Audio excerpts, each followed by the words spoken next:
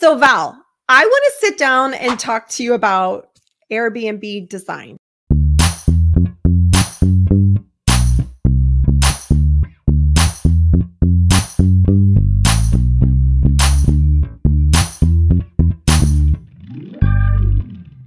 Good. I want to ask you how you come up with a design concept. Like, what is your process for creating a design for a short-term rental property? And I'm going to ask you to condense the answer into a very short answer, but we don't want to put people to sleep. You know what I mean?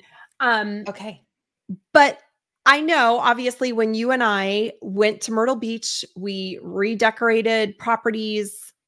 Those episodes are coming out in a few weeks, but you had a very distinct vision for what you wanted for each property. I want you to kind of talk us through how you went about creating that vision. Like, what was your thinking process?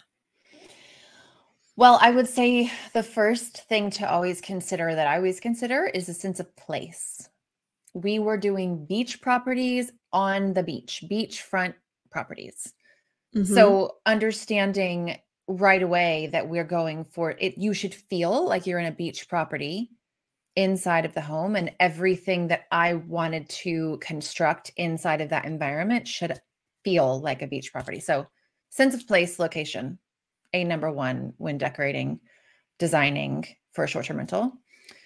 Then I think too, for what we were doing, and from the case for most people, is you're not always starting with a blank slate. So you want to think about, what is it in this existing place that I am going to need to keep based on budgets. Sometimes you have a budget and you may think, okay, well, this sofa is going to do. Like it is not, it's still in good shape. We're okay with the color. I can work with this. So if you want to share the vision board. I would love to share the vision board. Okay, so this was the final design board for one of the homes that we did. And really the only thing we kept in this room was that sofa.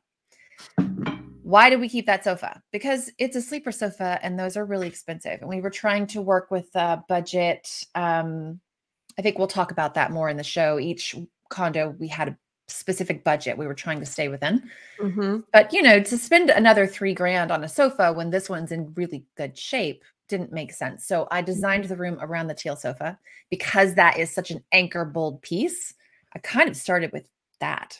Okay. All right. So talk to us a little bit about that, because as someone who's not a professional designer, I would not really know that a sofa is like an anchor piece. How do you even determine what is the anchor piece for each room? Well, if you've got a big old honking piece of teal fabric in a room, how can it not be the anchor? That's a focal point. Okay. So I knew I had to design around that and make it fit. So everything had to fold within that vision of the teal sofa. So, and things evolve, right? Like this is actually the sofa that we used. I took a picture from the listing and kind of like, look, it had pillows on it from the existing listing. And I just covered it up with some stuff. So I could see, actually, this is what the lines of the sofa look like. This is the color of it. This is what it looks like. At a different variation of the board, I was pulling in a teal sofa that wasn't ours just to see what it would look like. But it kind of changes things a bit because this is much more modern. So I wanted to make sure to have the actual sofa in there. Right. But yeah, the design evolves. I don't always land where I start. Never, I guess. Never do I land where I start. So can I ask you about that? So was this an earlier version of the vision board? How and why does it evolve? Like, what is it when you looked at this? Did you say, ooh, this isn't right, I need to update this? What is the process for that evolution? Sometimes it's availability of product and price of product. So I had a budget spreadsheet right beside me as I was building out the boards. And if you go a little bit overboard on something, then, you know, you have to scale back and try and find another product. And in this case, we had a time constraint, and so do most people when they're working on a short-term rental design. You usually have a time constraint. You usually you want a product to be a 4-week or less ship time instead of a 12-week ship time. So you're searching products. So, you know, the internet's vast and you have so many products, but it really does reduce what you are looking for when you're trying to find something quality in line with your budget and can ship quickly. So that also had a lot to do with the evolution of this board and changed things in terms of, well, okay, how quickly can I actually get these products? And for us, we had I was going to be in town for a week. We had a very specific time frame. We needed these things to land exactly when we needed them to land. Right. In Myrtle Beach. So And that did that answer the question? I was going to say, and that didn't always happen, meaning I do feel like from a timing perspective, obviously you worked your tail off, obviously, to get products there within a very specific amount of time. But even at that, so many of the products didn't actually look like what they look like online. It doesn't always work out. Right. So it was a lot of us feet on the ground, running around. Yeah. And that's inevitable. Really. That wasn't just bad luck. That's any project. I mean, some things worked out really great. Most things, actually. But there were a lot of the smaller pieces that we were running around finding. And then in some cases, big pieces like this chair came in the wrong color. It came in a cherry red and it just looked horrendous because nothing else in the room was cherry red. It looked like a fish out of water. So Wayfair graciously took it back at no charge because it didn't come as advertised, which was wonderful. And we found something at Home Goods because we didn't have time to ship anything else. So yeah, you always have to account for things not turning up as you would expect. Did I answer the question though? I feel like we went on how do I, things just evolve. We were trying to work with certain pieces, make them work. A vision board is the most powerful tool for me to really understand as I'm ordering all of these products in advance, making sure that the room feels balanced and that they go together. So even though this is not an exact representation of the room, this is the left side of the room, this is the right side of the room. And I know I've got balance between color, between black, saturation and color saturation. It feels balanced on this board. So therefore it's going to feel balanced in the room. Right. I guess my other question too is, you said when we started this conversation, hey, it has to feel like I'm walking into a beachy place, right?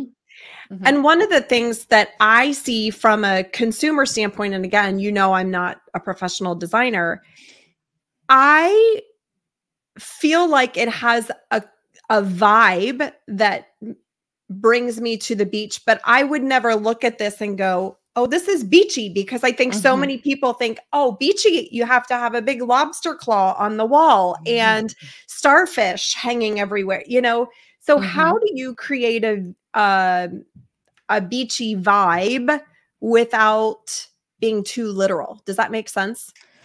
Yeah. Oh, how do you?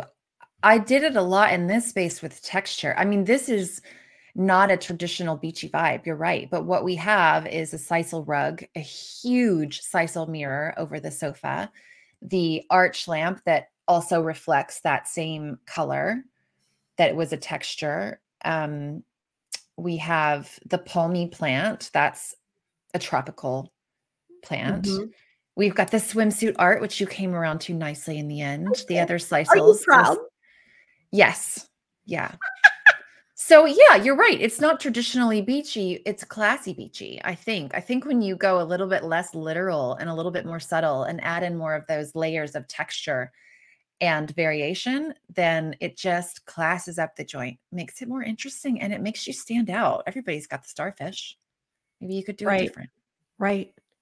I love that, Val. Thanks so much for walking us through. I feel like for anyone who is watching this, we're talking about beachy, but you could create a classy vibe without being literal. Whatever vibe you're going through, whether it's outdoors or whether it's you have a mountain property or something like that, you can do it without being literal.